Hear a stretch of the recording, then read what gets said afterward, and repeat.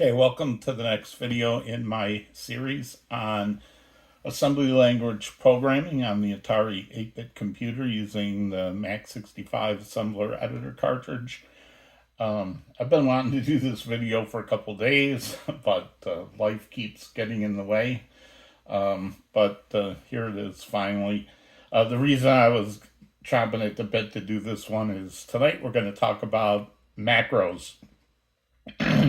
Since Mac65 is an assembler editor or a macro assembler, I want to talk about how to write a macro, how to use a macro, the difference between macros and subroutines, some of the positive aspects of using macros, some of the downsides of using macros, and to be clear, this is just going to be an introduction to macros. So the two macros I'm going to show you tonight are actually the first two I've ever written. So, but I will say this, I ran into an issue with this, and as I was doing my research to see if anybody else had run into the same issue, I believe this will be the first video ever to show how to write macros in Mac65. And I don't think there's any books out there. I couldn't find anything on the wikis or on Atari Mania message boards that really explain this in detail. Or at least I didn't know where to look because I didn't find the answers. But hopefully tonight we'll go over a lot of things that'll all be in one place, so you know where to learn about macros.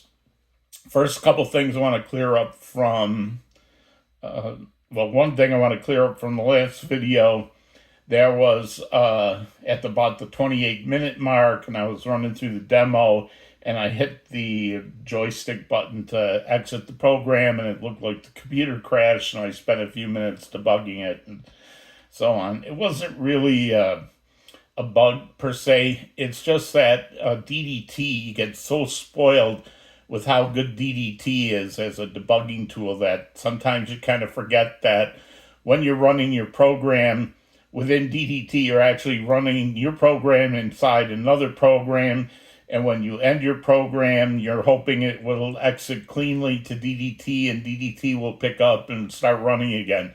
And you know, you've seen most of the videos, that's exactly what happens. But whatever I was doing that day, and I know I was moving memory around and dropping pages and all kinds of things, so someplace in there I screwed up the DDT exit points, so that's what's going on. I assembled that code out the disk, and it runs just fine every time with a clean exit back to DOS, so that was going on there. And I'm going to tell you a couple tips that I found in I didn't find the thing I was looking for on Mac65, which I eventually figured out myself on macros. But I did find a couple tips on a Mac65 bug sheet that I had not shown before or talked about so much before. One thing I had mentioned in a previous video using the find command in the Mac65 editor, that if you look for something in the comments that you've typed in lowercase, it won't find it. It does not find lowercase. So in this case, it just found the uppercase word. It turns out that the Mac65 manual tells you can use anything for the delimiters for the search. So their example are these slashes. And it turns out if you use quotes,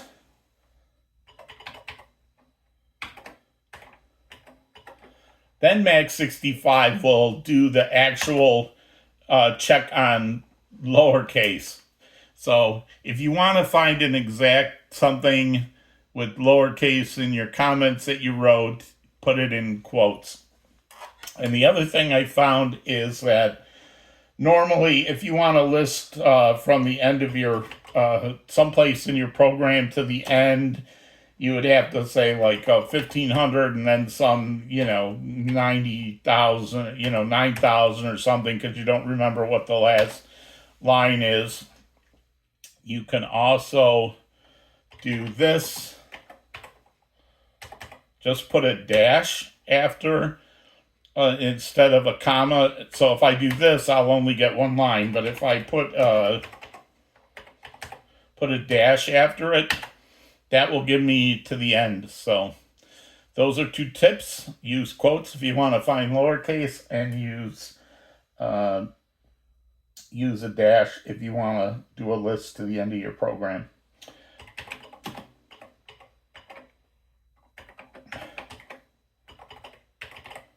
All right, let's start talking about macros. What I'm going to do is I'm going to convert a subroutine that we've already written into a macro. And that's not necessarily because I think that it's better as a macro than a subroutine.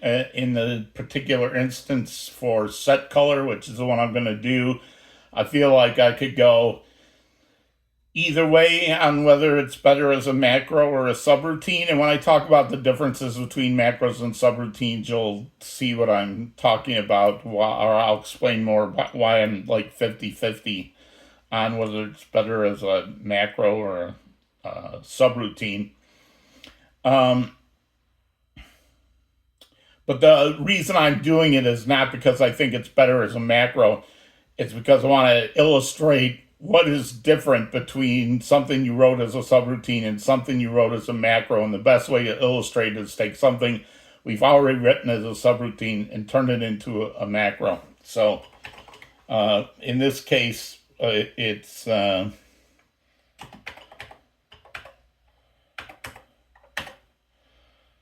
set color. So we're going to turn this into a macro. We're going to just add a comment here.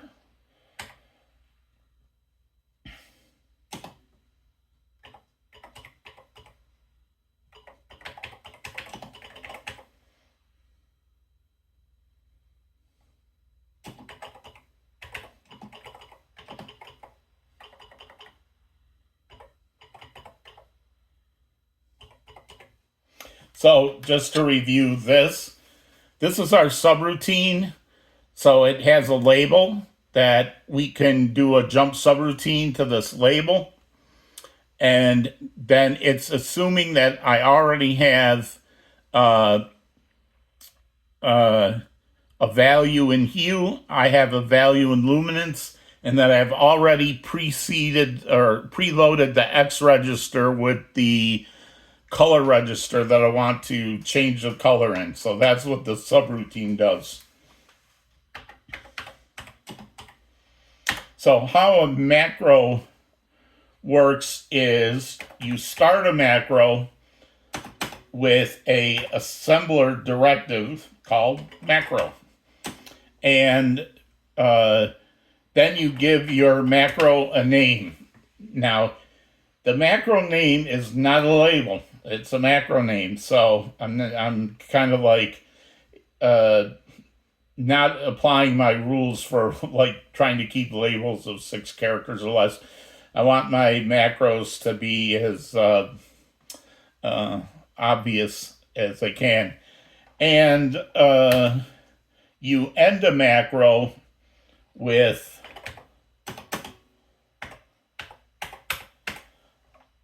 end macro.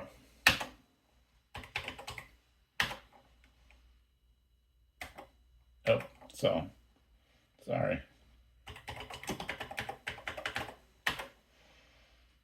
So you start the macro with the macro name, and then you end it with end macro. Macros can accept any number of parameters, but they don't, you don't define the parameters here on the line with the name. They're implied from how you use them in here. And the one parameter that is always present is parameter 0. And parameter 0 is like the first parameter when you do a USR call to a machine language routine in Atari Basic. The 0 parameter is the number of parameters that come after it. So like if there are no parameters, the 0 parameter would be 0. And if there's one parameter, then the 0 parameter would be 1. How we refer to the parameters are with a percent sign. So we're going to add a check because I know set color I definitely need 3 and exactly 3 parameters: the color register, the hue, and the luminance. So I'm going to say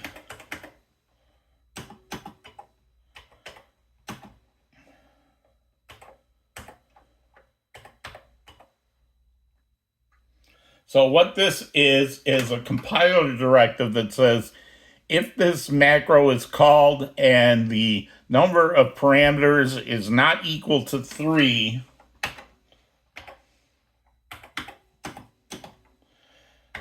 there's a new directive we can use, which is error, which will throw an error message up on the screen.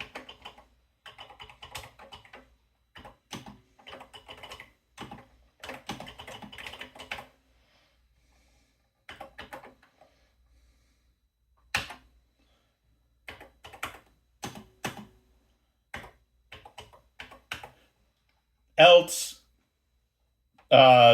use the macro. And of course, if I do the if and the else, then I need somewhere at an end if.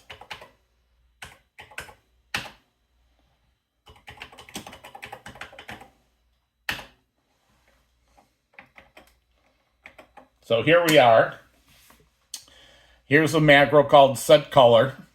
If the number of parameters, this is the number of parameters, is not equal to 3, then we're going to throw an error message. Otherwise, we're going to tell Max65 to add this macro, this set color macro, to what Max65 calls a macro table. So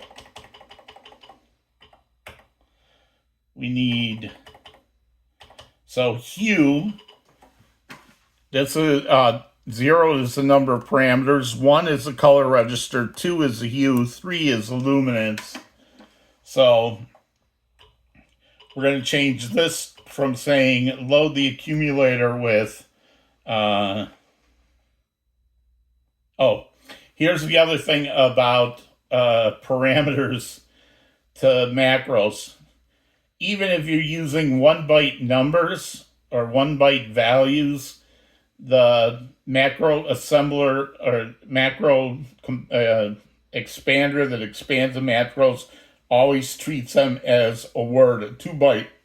So what we need to do is get the low byte of parameter 2 and load it into the accumulator.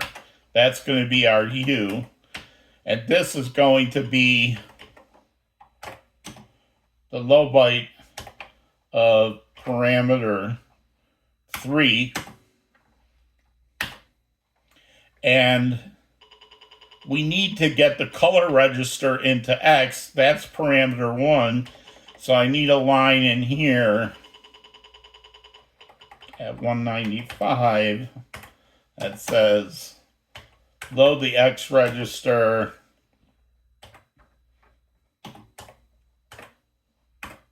with the low byte of parameter 1.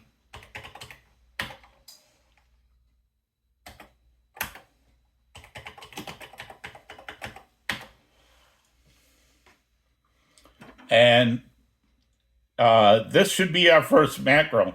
So we're going to take hue, the low byte of hue, which is coming in as a word. We're going to shift it up into the high byte. We're going to OR it with the low byte of the luminance. We're going to load the X register with the color registers and then we're going to store this at color 0 with the X. Now, I'm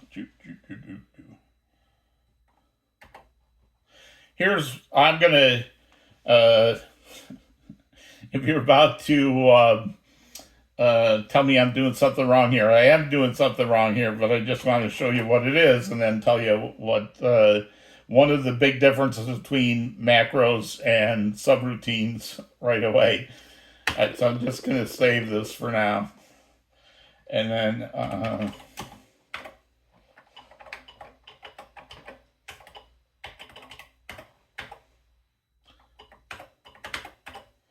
so part 2 is the part where I actually do the setting of the colors. Let's find out where that is. So I showed you how to define a macro. Now let me show you how you use a macro.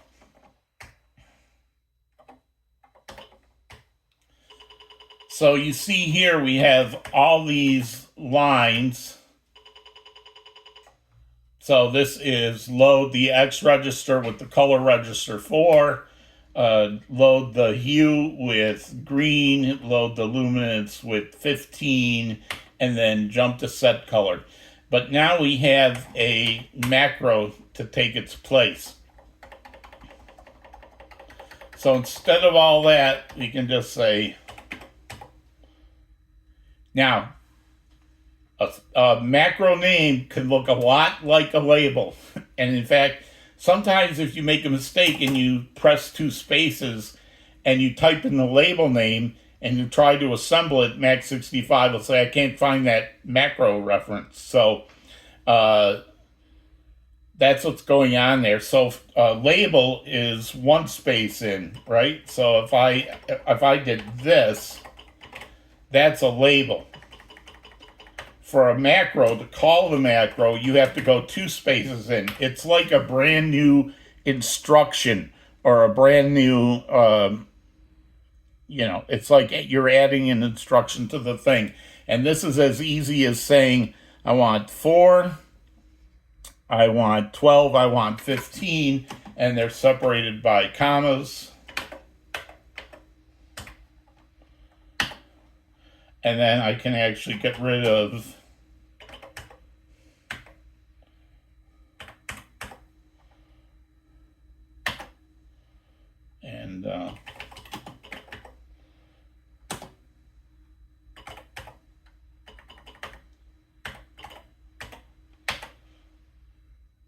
and a little foreshadowing of a future video. I'm going to add one for a new character that we're going to use in an upcoming video of color register 2, set it to color 3 with the luminance of 2.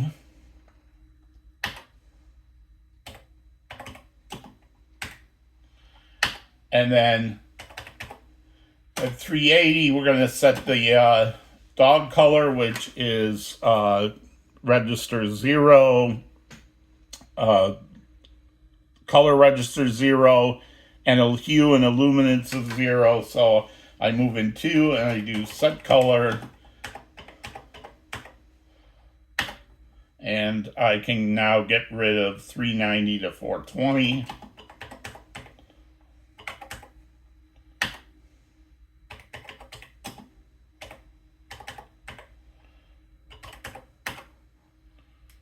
And so what we had 3 blocks of code, we've now replaced it with 3 macro calls that look a lot like in BASIC or in Action.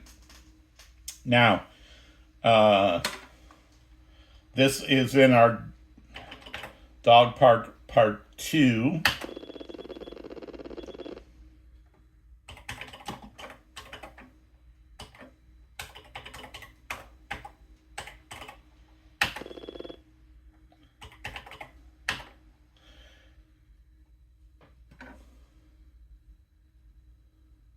So if you remember, here's where we do our includes, and we have our, this is where we added our new set color macro call. This is where we added our new macro, and I'm going to try to assemble that, and this is going to fail majestically, which I will explain why in a minute. It will compile up and through the macros, actually. It doesn't start failing until after the macros, but I just wanted to show you what happens. Okay. So here's what happens with the macro. You define that macro in the file, and you see this M here that says macro, right? This is all it says. This indicates it's not lines of code. This is a macro expansion. And since the number of things was not 3, it's going to insert this code here.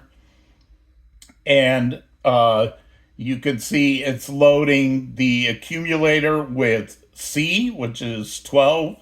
It is ORing, moving that up into the high byte, and then it's loading, ORing it with 15, and then it's setting the X register to 4, so that when it does this here, it's at O2C4 plus X, which is 4.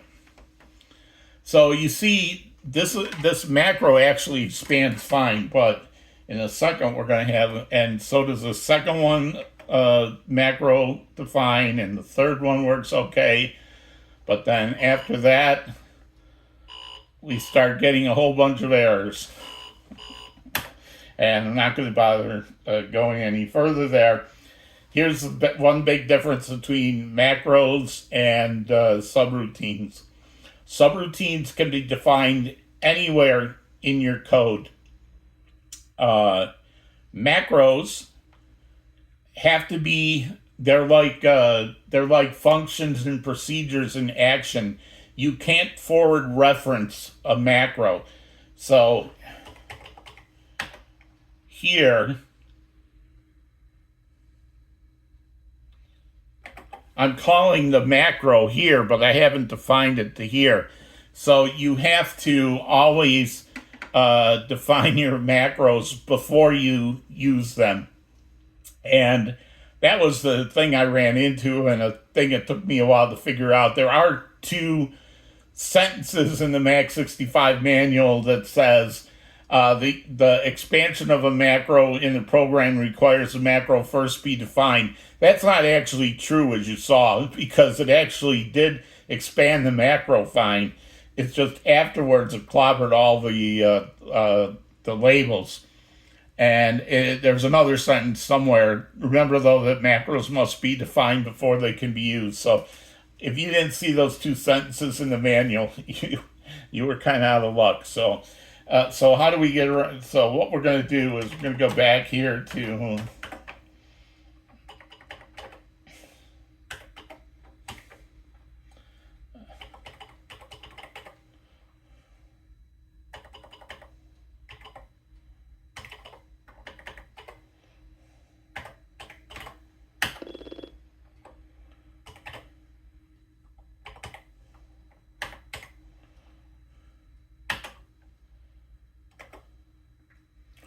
and we're basically going to delete. We're going to do this. I wonder if, I have not tried this until just now. I wonder if this works. No, it doesn't. Okay.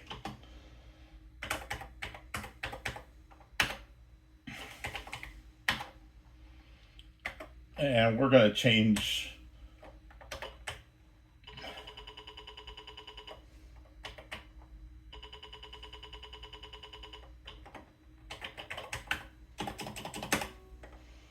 Here's one other thing to be aware of. Right here, I'm using a label that's defined in my program. And if that label isn't defined, obviously, this will fail. So you have 2 choices here. You could count on the fact that you're going to have the color 0, or you could just, in this case, I'm just going to do C4 and put a comment on there.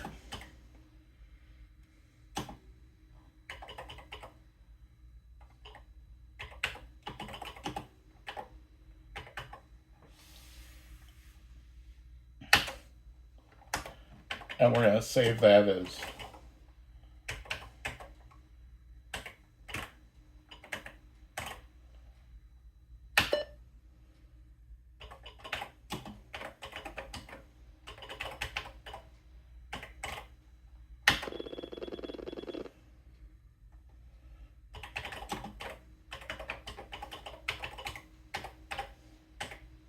and then we're going to take the macros and the set color stuff out of here. So we're going to delete now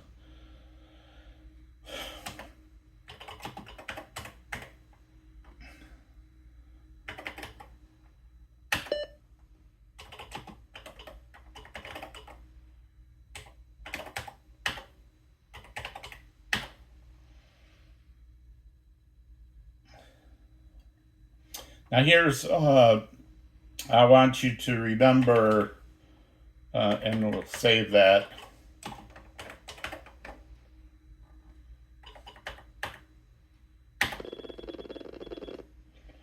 And then the one thing I want you to remember here is another difference between macros and subroutines. Subroutines are code, and whether you call this subroutine or not, it's gonna assemble into memory. Unless you do something like this, where we have some kind of conditional assembly check, which I showed you on the last thing. So this says, hey, if they've defined a source address, then I know they must be using this. It's okay. Otherwise, don't compile this code. So for subroutines, they're always going to get compiled unless you have some kind of conditional assembly.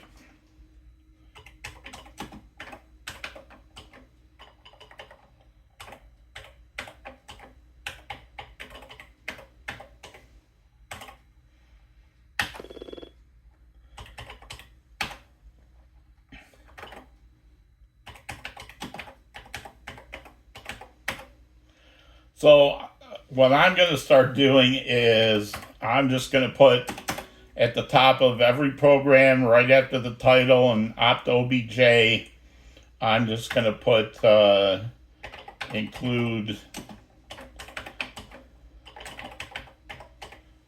That way I know for sure that my macros are going to be defined before I call them. Right, so I'm going to include these right in the beginning. So now when I do, and let's say,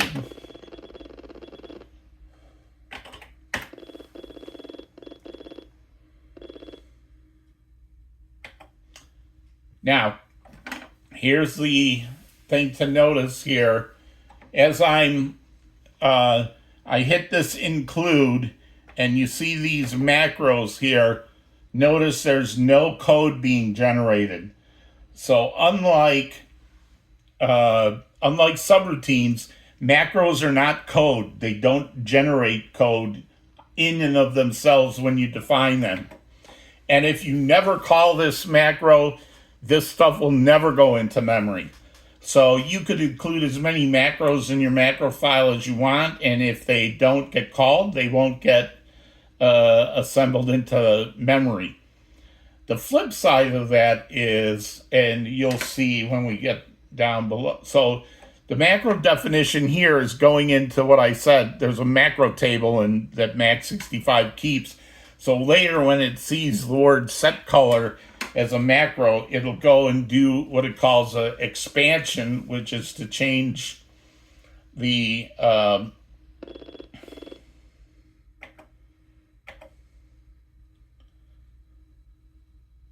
so here we can see the expansion being done from set color 41215 into this code here, which says load this with 12, load this with 15, stick it in color register 0, offset by the X value of 4. And as you can see, the difference here between a subroutine and a macro is this.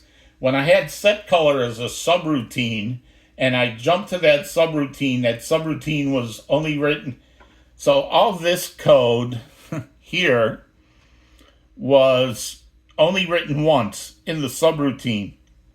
Now it's going to be in here 3 times.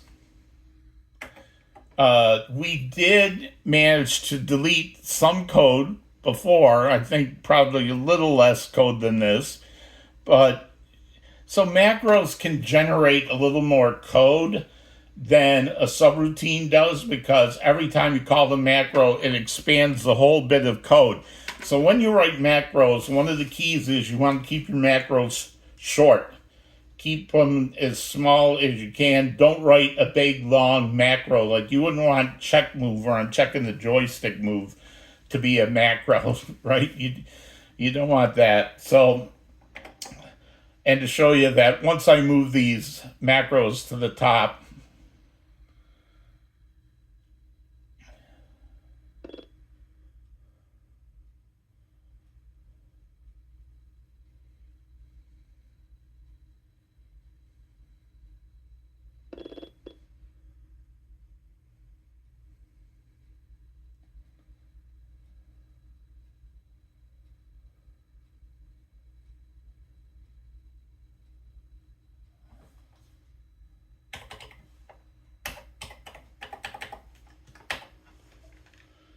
right? And my macros, you can see it changed the color to green, and it changed the dog to black.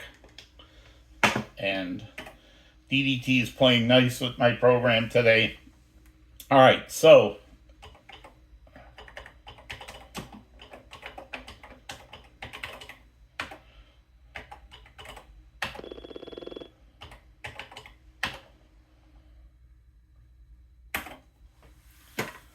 some of the advantages of macros. This is readable and concise, right? I mean, set color 41215, set color 232, set color 00, where I had a block of 4 or 5 instructions that jumped to a subroutine that did a bunch more instructions. Instead, I have this. So this is more readable. It's concise. It lets you create your own new pseudo ops. It let you, by using the 0 parameter in the macro, you can enforce that they give you the right number of parameters. When we do a subroutine, we kind of take it on faith that they're going to give us the right parameters, unless we do some kind of conditional assembly if, like we did with move memory. And as you saw before, this generates a block of code, this generates a block of code, this generates a block of code, whereas the subroutine only has 1 block of code. But overall, it takes, this code is done 3 times, but it's all done in line as the code's executing. When you call a jump to a subroutine, you have to go someplace else. You have to push the return address on, well, the computer does this for you, pushes the return address on the stack, you execute the code, and you go back. That's marginally slower than just having this code set up in line. So this is slightly more efficient, even though it generates more lines of code. But because it generates more lines of code, like I said, you want your macros to be small. You don't want to write, if you're writing a longer thing, like a subroutine, like move memory is better as a subroutine than it would be as a macro. And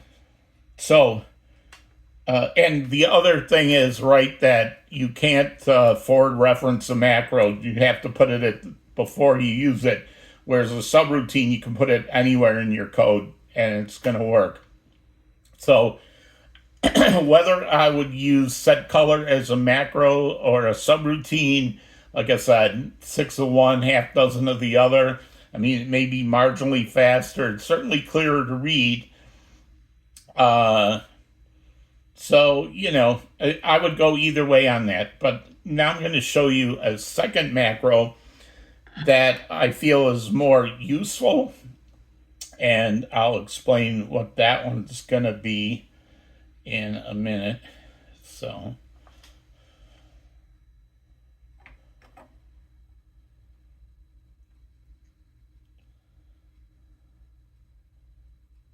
now there's a lot of, you can find discs out there, through your FujiNet and different libraries that are out there, right? You can find disks full of macro libraries that are all set up for you. You can take from those, but again, it's like the move memory thing where you could find those on Google all over the place. Like, don't just steal somebody else's macros. You're not going to learn how they work. You want to learn how to write your own macros and use your own macros and have a reason for them. Because at some point, like if you just took a bunch of whole macros for move memory, set subroutine, set color, graphics one, read write, etc. Because ILCD macros are very popular. Um, One, you're not going to know how to do it yourself, and two, I mean, you might as well just be using action then, as far as I'm concerned, right? Because essentially, to me, action is like a machine language, assembly language type language that uses some cartridge subroutines that are like macros. So writing in action is like writing with macros. So I don't know. Anyway, I'm going to show you the other example, and it's actually right here. So the other place where macros are really useful is if you have a pattern of code that you're doing over and over and over again that takes different parameters, but it's not really changing that much. So when we're doing this bit here, where we want to copy the ROM character set into RAM, and we're using this move memory routine that we did, you'll see that we do a lot of this load the low byte, store at the low byte, load the high byte, store at the high byte, load the low byte, store at the low, load the high, store at the high, load the low, store at the low. So we do this 1, 2, 3, 4, 5, 6 times, right? To set up first to copy the ROM to RAM, we need to, um, uh, copy the character set from ROM into RAM, and then secondly, we have to overwrite the shapes with our dogs. So we're going to write a macro that will, so to assign a byte, it's easy, right? Load the accumulator, store at some memory location. It'd be nice if there was some way that we could do the same thing for words, which are 2-byte values. So that's the macro I'm gonna write here next. Because this to me is actually a place where I think I would find this to have a macro useful, just because it's going to cut down on the typing I have to do and the chances that I could make a mistake.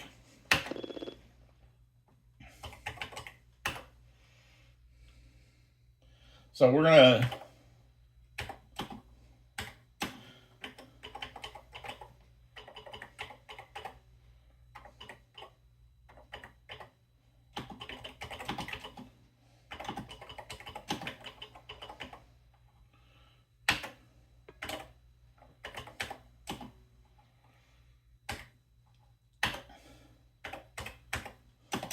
again, we start it with the word macro. I'm just going to call it assign word.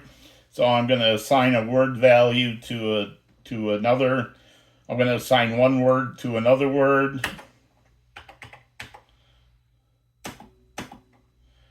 And here I expect the number of parameters to be exactly 2. The thing I'm copying from, the value that I want to copy, and the one I'm putting it in, right? So if the number of arguments is not exactly 2,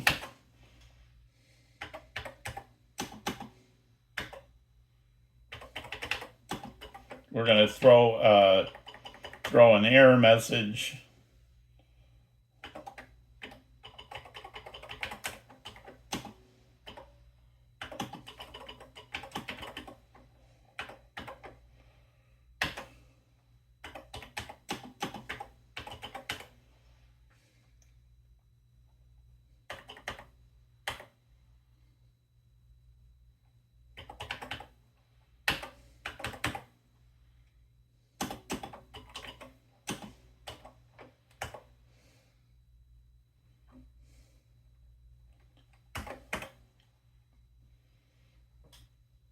So what I'm saying is essentially what I did up here, right? I'm saying take the low byte of this first parameter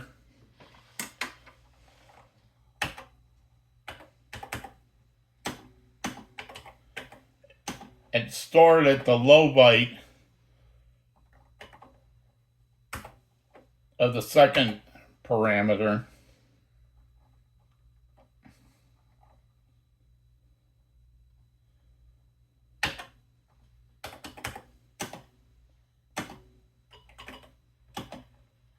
Take the high byte of the first one, which is, actually, I don't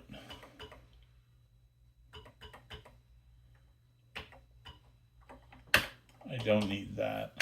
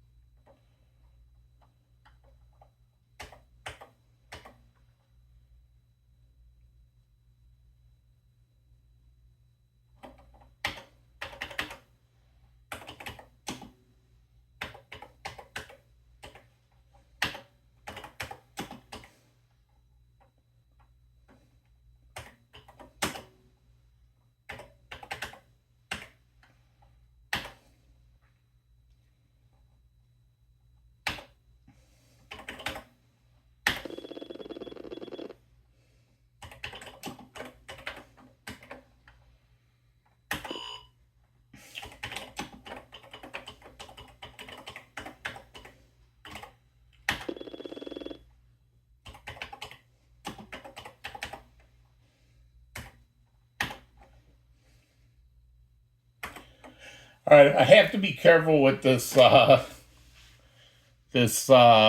macro that I defined because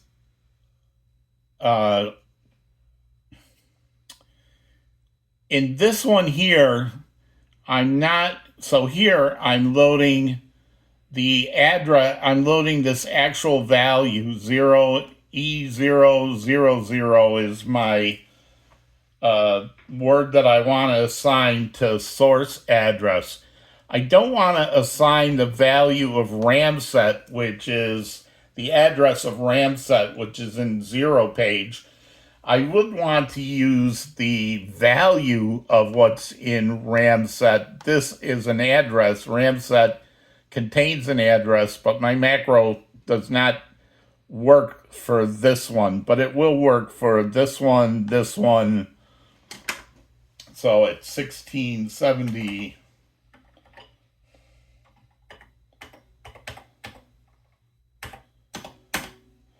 I can say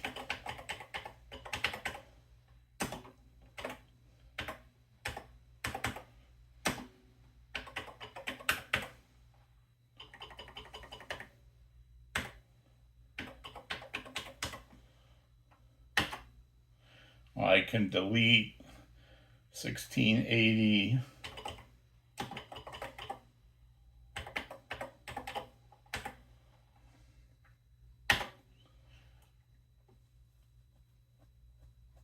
And then I want to do the same thing with size.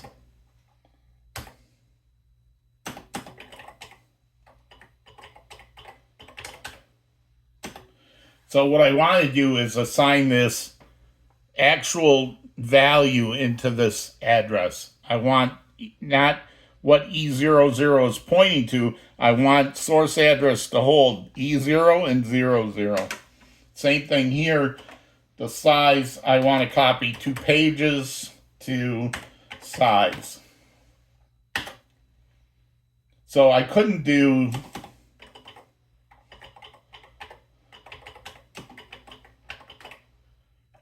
because this would take this as the literal of RAM set, which is like E4, E5 or something like that. But I don't, RAM set actually holds the address that it's going to, which is like DA or something like that. So, and then I can delete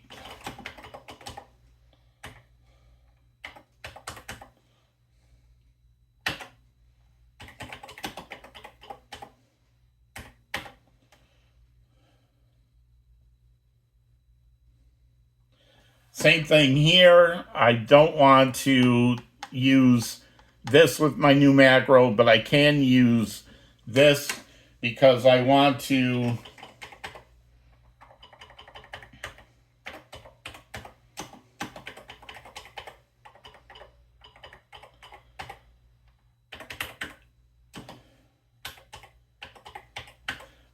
assign the actual.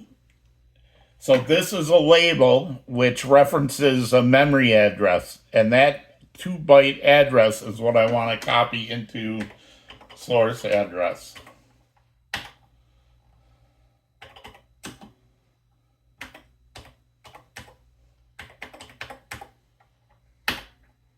And then the last one that I can do is at 1890.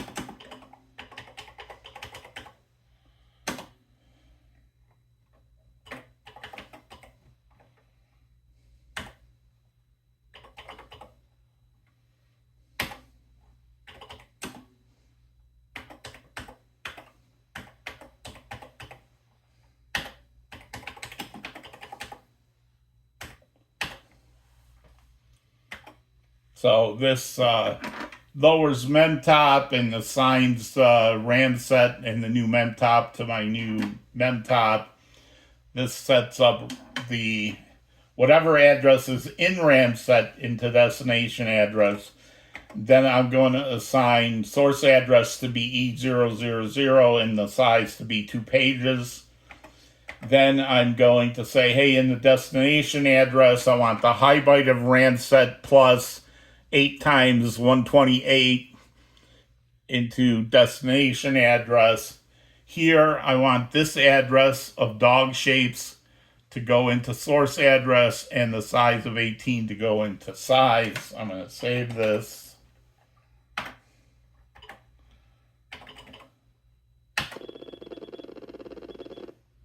And we're going to assemble.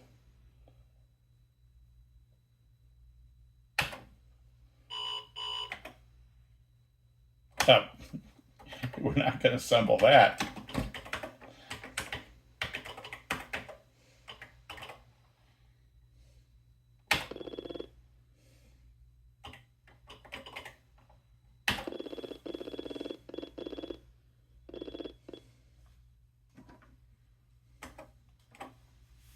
So here you can see, here's my new set color. Here's my new macro. None of these have generated any code at all.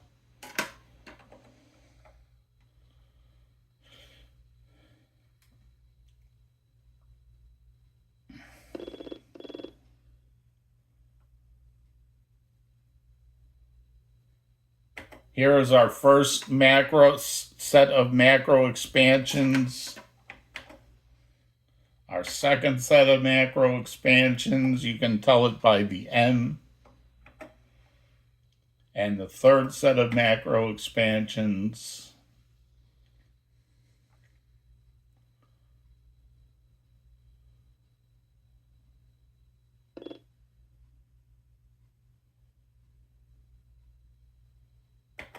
All right, so now we're coming up.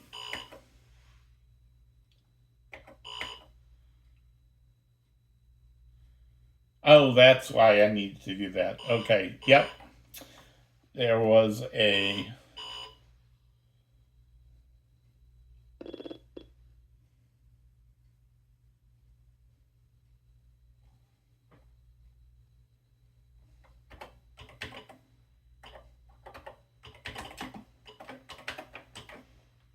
I had it right the first time.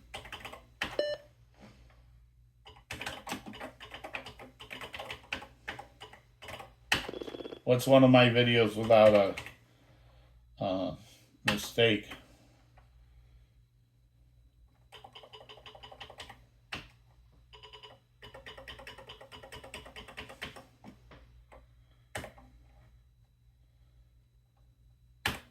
Well,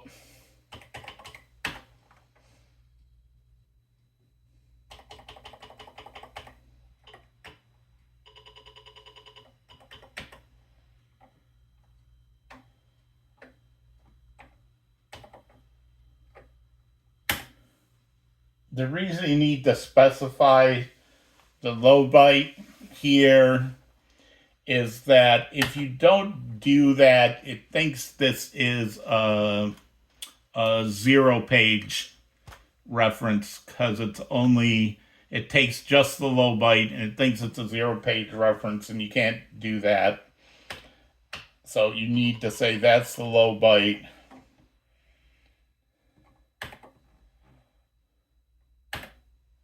Oh, I never let up on the control key. All right, so let's make sure.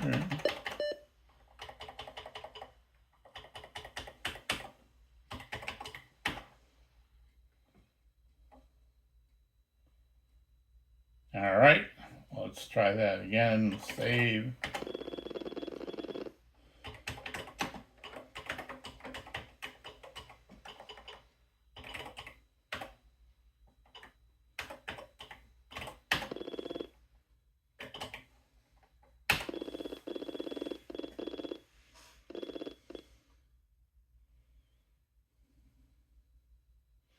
So remember, macros don't generate code unless you call them. So you can put as many macros in there as you want if you don't call them.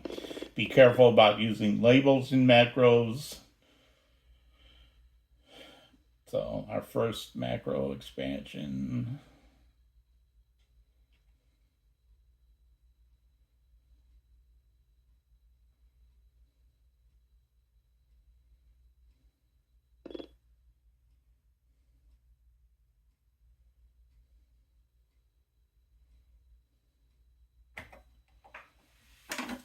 So here, if you remember, this was, I wanted to do a sign word E000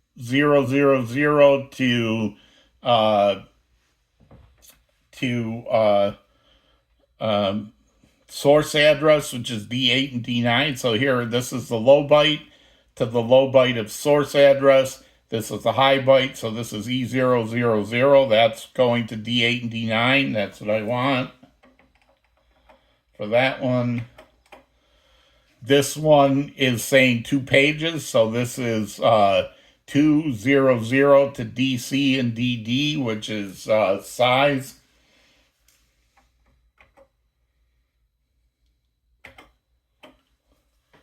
So this is my dog shapes at 41cc, so we'll check that in a second.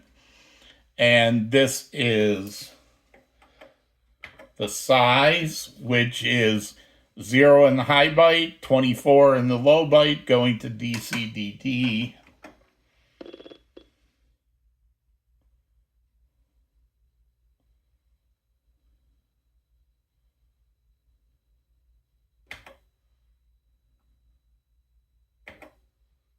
And you can see dog shapes is indeed 41cc, so that has the correct address.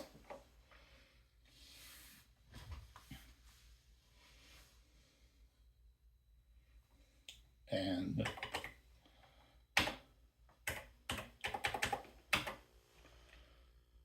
so now I've created 2 macros and successfully used them.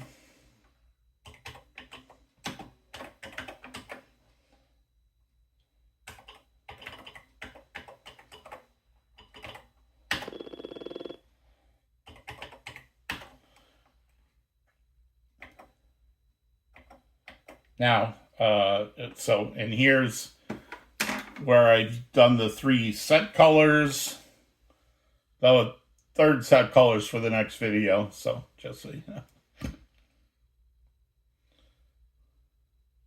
And here's where I use this assign word macro, which saved me from typing 4 lines of code every time. Note that in this case, the macro expansion doesn't generate any extra code than what would have been there before. This expands out into 4 bytes, or 4 lines of code. But I didn't have to write 4 lines of code. I could just put in that macro. So to me, like, that's a good example of a use for a macro. I need to work on this one to say take it from the address of that value. But I'll work on that one for the next video. Like I said, this is just an introduction to macros.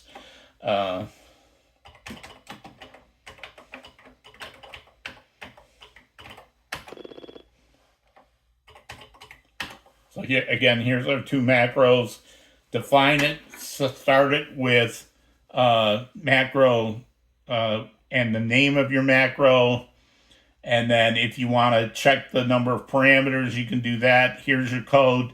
Each of the parameters, you reference it with a %sign.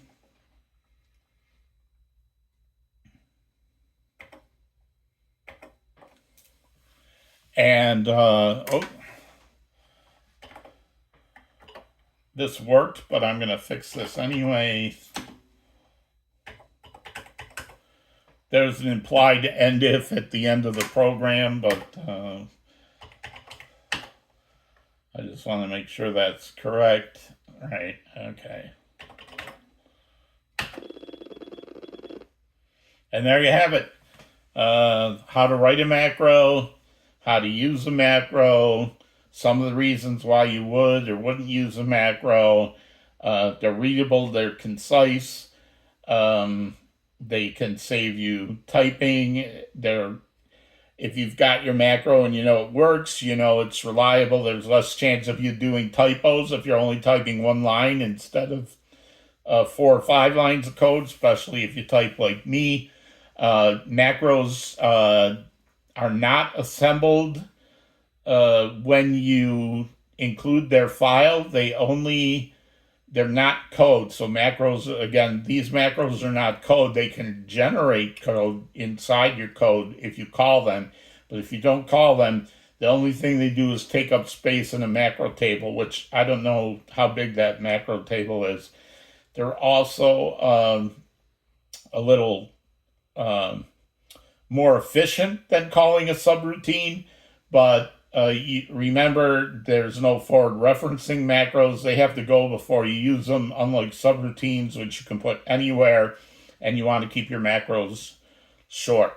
So, like me, keeping this video under an hour today. And don't forget the other things I told you about list with the dash and how to find your lowercase comments. And I think that's a wrap for this video. So, as it goes on in the series, I think I will start using macros where I feel it's appropriate. We'll see how that goes. Have a great video. Hope this was useful. Like I said, I don't think anybody else covered this so far. Thanks. Bye.